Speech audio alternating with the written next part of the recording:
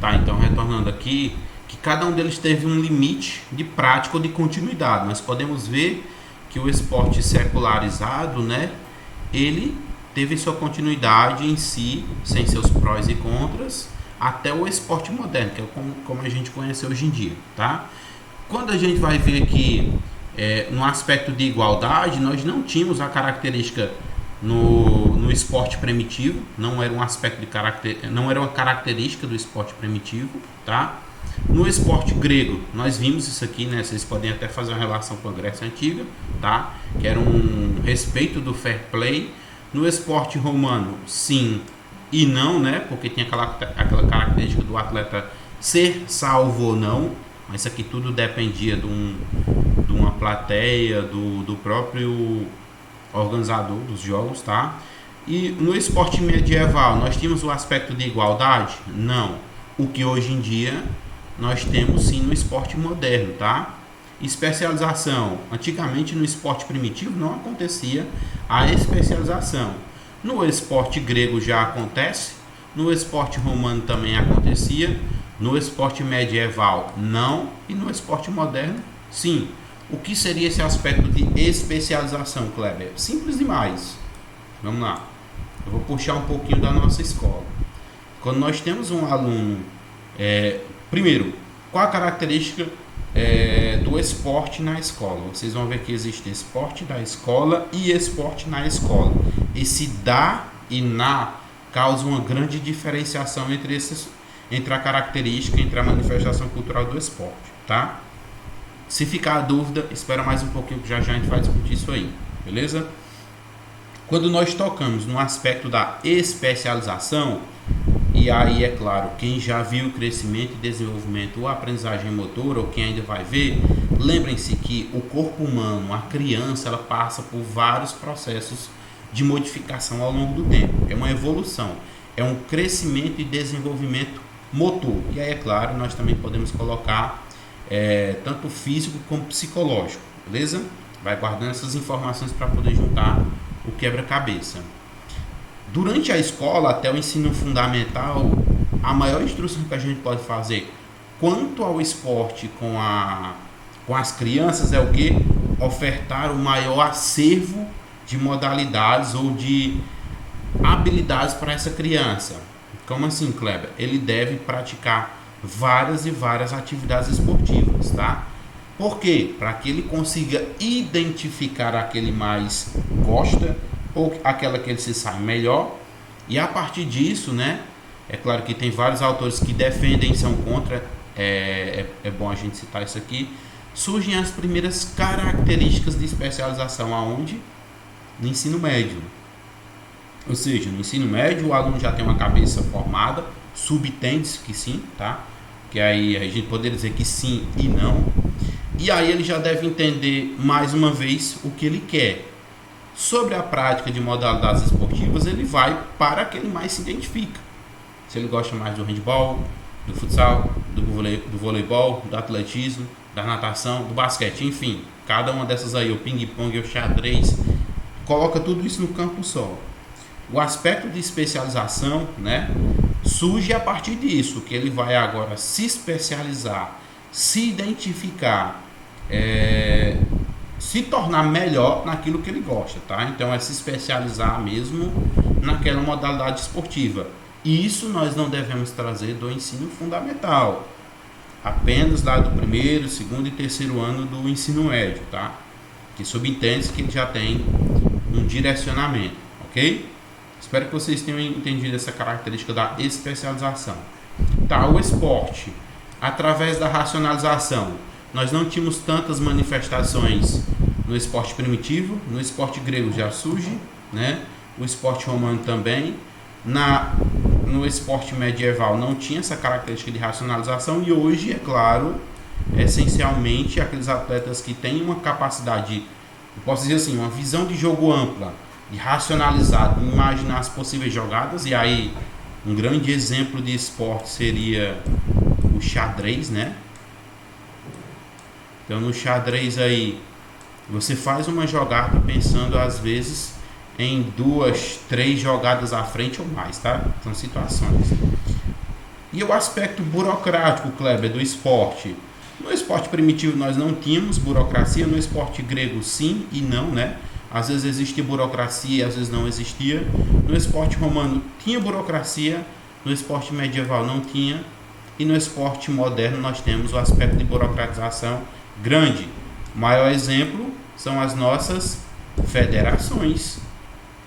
Federações esportivas são entidades burocratizadas. Eles têm regras, eles têm modelos de aplicação, deixa eu ver, sanções, que são as punições, tá bom? Então é um esporte burocrático. E o aspecto de quantificação. No esporte primitivo não era quantificado, no esporte grego também não, tá? No esporte romano sim e não, no esporte medieval não, e é claro, no esporte moderno sim. A contabilização aí de recordes, né? Pode ser um aspecto de quantificação, tá?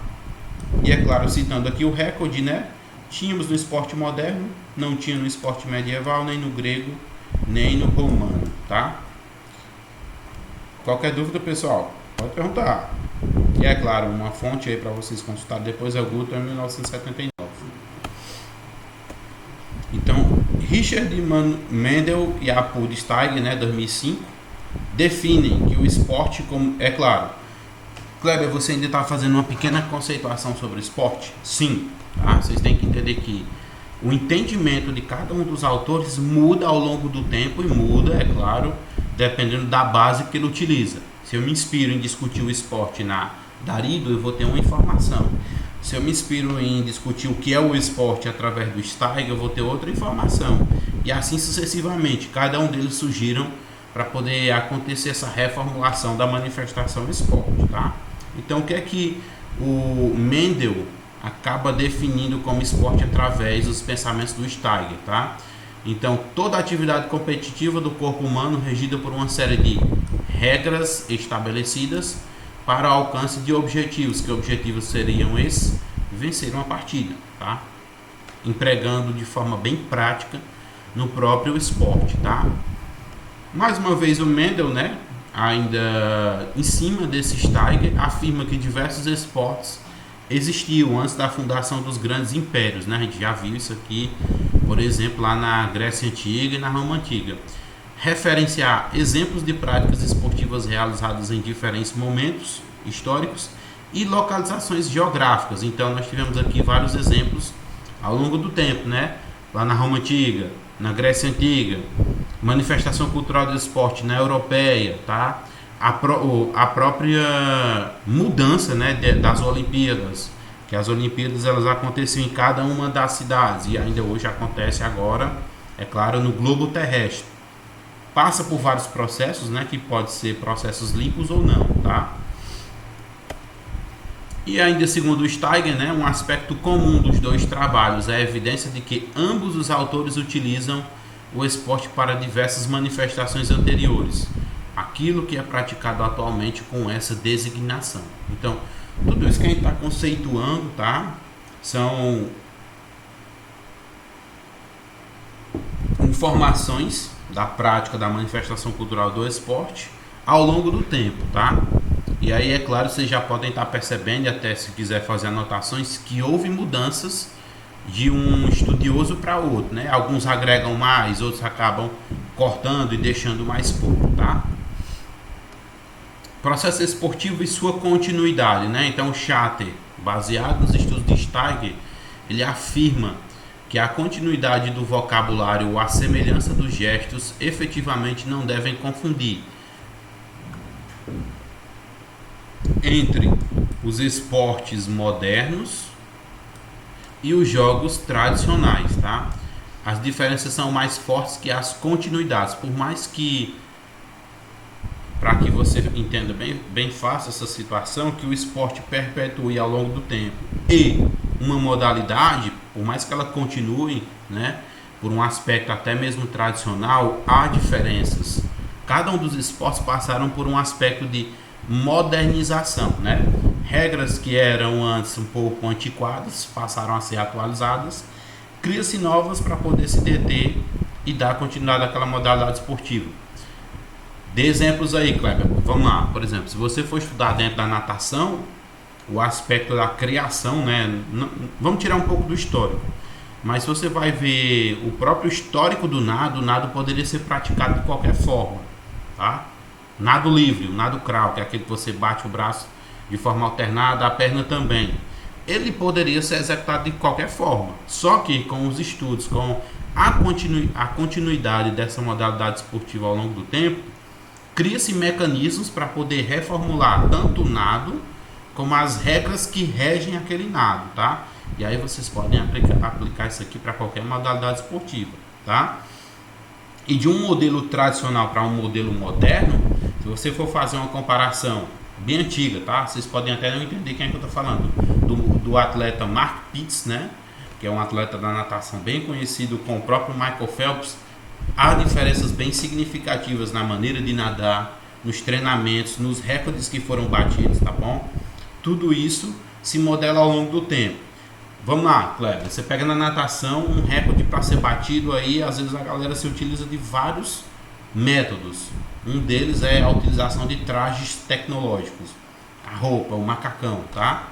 Então, até isso, as regras às vezes vê que o processo de modernização daquele esporte está crescendo, está avançando muito rápido e pode prejudicar a modalidade esportiva, tá? Então ela barra isso aí nas próprias regras, tipo, o uso de material só pode ser utilizado de tal tecido. Kleber, você acabou falando isso aí, eu não entendi. Teve uma época aí que o Michael Phelps utilizou, foi onde ele fez uma quebra de recorde aí, se eu não me engano ele quebrou, foi 5 ou foi 6 recordes em uma Olimpíada, agora não lembro se foi 2005 ou foi 2004 ou foi 2008, né? Eu botei 2004, 2005, que eu não lembro o ano especificamente, tá? E aí ele tava usando... 2012. Eu ainda não sei se foi na 2012, eu acho que foi anterior, tá? Mas depois eu trago essa informação só porque eu tô pecando nessa parte aí do histórico, mas pode ter sido também na 2012, né? A gente tá em 2021, faz um bocadinho de tempo. E lá ele estava utilizando um traje que era feito de pele de tubarão, tá? Tecnologicamente, é claro, não era a pele em si, mas o material ele acaba se assemelhando à pele de tubarão. Consequentemente, né, como é um material que é feito para poder cortar a água, tá? Diminuir o atrito, a resistência, ele consegue desenvolver mais velocidade, acaba dando vantagens para o atleta. E é claro, esse atleta que tem esse material vai ficar em vantagem contra aquele que não tem. Então, até nisso, nesse processo de continuidade, o esporte, aquela modalidade, aquela manifestação pode ter continuidade. Porém, quando se há essa modernização, cria-se restrições. Uma das restrições foi o material utilizado pelos atletas, porque os demais estavam utilizando tipo de tecido normal, tá? Por mais que fosse tecnológico aí da Speedo, da Reebok, da Nike, enfim, não se assemelhava a esse traje, tá? Ah, Kleber, mas coloca outros aspectos aí nessa própria informação do estádio. Vamos lá, modernização, tecnologia. Quem gosta de futebol geralmente assiste aí algum jornal esportivo. Não sei se vocês já viram uma vez, agora eu não lembro se é o Cristiano Ronaldo ou é o Neymar, que eles têm uma esteira que é altamente tecnológica, que foi feita pela NASA, se eu não me engano, e ela simula ou reduz a gravidade quando o atleta está correndo, tá? É claro, se ele treina com a gravidade mais pesada ou mais leve, a tendência é diminuir o risco de lesão, né? Então, agora eu não lembro quem é, se é o Neymar ou se é o menino, mas acho que tenho quase certeza que é Cristiano Ronaldo. Então, treinando em uma gravidade mais baixa, cria-se ou diminui-se o risco de lesão. Pensa aí, até onde a tecnologia pode influenciar o esporte? De várias formas, né? Então vamos lá, o mesmo autor ainda afirma que há uma ruptura entre o esporte hoje praticado em todo o mundo e as atividades anteriores ao seu surgimento, tá? Foi uma pergunta que um de vocês me fez, por exemplo, lá nos aspectos históricos, quando estava falando a respeito aí do jogo de bola, né? O jogo de bola, teoricamente, poderia ser entendido como o futebol, que a gente conhece hoje em dia, tá? Então, era uma forma de esporte, de modalidade esportiva praticada com bola, mas não era o futebol que a gente conhece hoje em dia. E aí, é claro, não lembro quem foi, se foi o Henrique ou o João Vitor. Eu sei que foi alguém que citou que quando você vai ver realmente na história do futebol, onde foi o surgimento, ele falou, se eu não me engano, foi na Europa. Me corrija se você tiver online aí e você fez essa colocação lá. Isso é, até então, antes, né, o esporte que era praticado anteriormente, essas atividades do seu surgimento, acontecia-se a manifestação, pessoas correndo atrás da bola, às vezes pegava com a mão, com o pé, não tinha restrições, mas o surgimento em si do esporte institucionalizado, vocês vão ver nas datagens dos aspectos históricos de cada uma das modalidades ao longo da faculdade. Você vai estudar a história do esporte, do esporte não, da modalidade esportiva. Você vai ver onde foi que ela surgiu, desde quando ela é praticada, né? Diga-se de passagem, a maior herança, assim, é o atletismo. Essas modalidades relacionadas ao atletismo, você vai ver que é o esporte mais antigo, né? E mudou-se poucas regras, é claro, criou-se novas e adaptou-se a algumas outras, tá? Beleza, Kleber, história do esporte no contexto da Revolução Industrial, pode falar. Na questão de jogos modernos e jogos tradicionais, quer dizer que uma modernização das regras, né? Modernização do esporte, modernização que a gente vive hoje, a gente sabe que foi bem anteriormente está acontecendo hoje. Quer dizer que os jogos tradicionais não se enquadram nos jogos modernos de hoje, não do tinha antigamente. Aí, por exemplo, você pode entender sua pergunta de duas formas, tá? Porque você está pensando na manifestação jogo tradicional no aspecto de regra ou que a gente conhece como jogos tradicionais? Como a gente conhece como jogos tradicionais mesmo. Pronto, vamos lá. Agora a gente tem que fazer uma pergunta em cima disso. Me dê um exemplo aí de um jogo tradicional que você está falando do que a gente conhece, por exemplo, que não poderia ser modernizado ou não está dentro desse aspecto. Tu citou aí. Tradicional que não Pronto. Modernizado. O próprio skate. Pronto, o skate. Vai para as Olimpíadas, né? Esse ano, era para ser ano passado. Cancelei pensando por causa da pandemia que o mundo vive. Eu não cheguei a ver essa informação, tá? Mas se vai ser incluído nas Olimpíadas, beleza. Por que poderia ser entendido como um jogo tradicional? Tem que discutir até um pouquinho isso aí, o que seriam jogos tradicionais e o que seriam jogos modernos, né? Então, muitas das vezes esses jogos tradicionais, eles vêm de um aspecto cultural da própria população, tá? Beleza? É claro que por mais que o esporte seja uma manifestação da cultura, tá? Nós temos aí os jogos tradicionais. Alguns deles, eu acho que nós não poderíamos nem colocar o aspecto de modernização, por exemplo, dentro do skate. Porque o skate, onde é que ele é modernizado? Na sua prática também ele tem regras novas, tá? E aí, é claro, tem também pontuações em cima de cada uma das, como é o nome? Das manobras, se eu não me engano, seria o nome correto de cada um atleta realiza no seu tempo ali na pista, tá? Nós temos os estilos, né?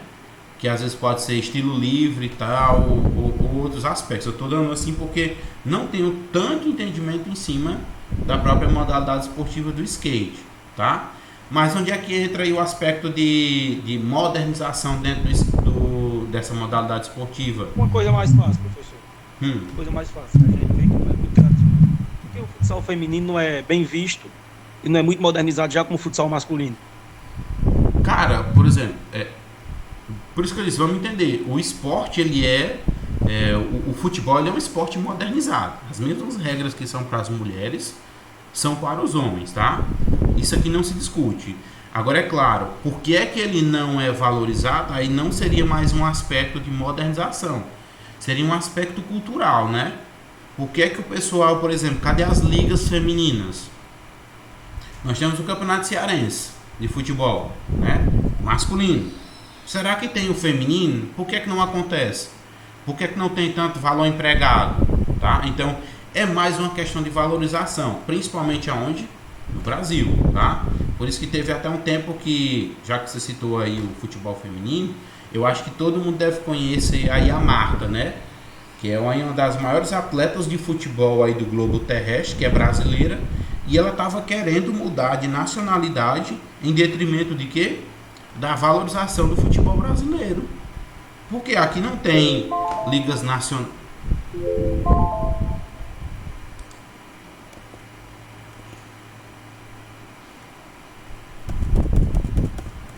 Já continuo, viu?